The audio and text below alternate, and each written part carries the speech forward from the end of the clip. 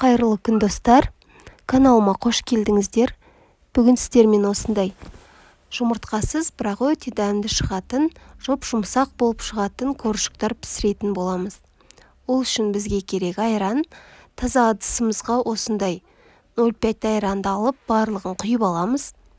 Одан кейін ас содасын 1 шай қасық қамыр қопсытқышты алып, барлығын жақсылап араластырамыз.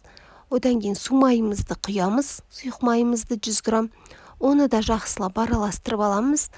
Енді құмшекер саламыз.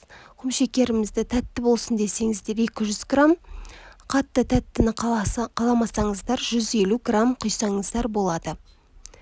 Одан кейін електен өткізілген ұнымызды дайындап, оны да барлығын араластырып, жұмсақ етіп нан илейтін боламыз.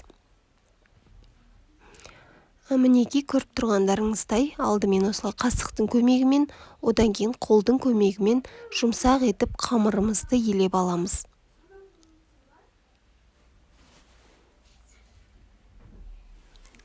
Достар, егер каналым ұнап, рецепттер ұнап жатса, каналыма жазылып, тіркеліп кетіңіздер.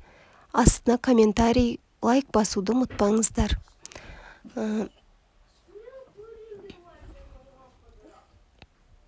Мінеки қамырымызды дайын болып қалды. Ішінде сумай болғандықтан көп қолға жабыспау керек.